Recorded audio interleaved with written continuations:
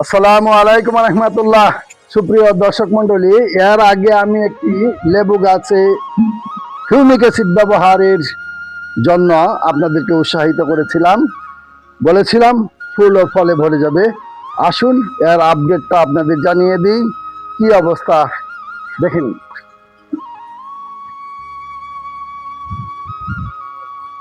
মাশাআল্লাহ, আল্লাহ আল্লাহ, মাশাআল্লাহ মাশাআল্লাহ, আলহামদুলিল্লাহ।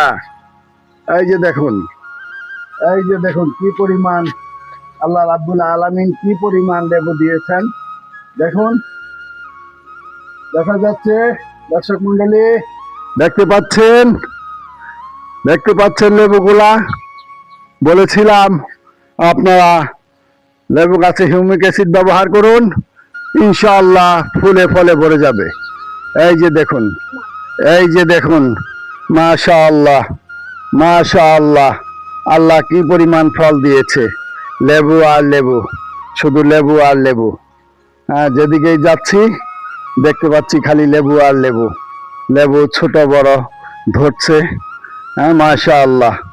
এই যে দেখুন কি পরিমাণ লেবু। এই যে দেখুন এখন আরো ফুলও ছাড়ছে, মাঝে মাঝে ফুল দেখা যাচ্ছে। মাশাআল্লাহ মাশাআল্লাহ।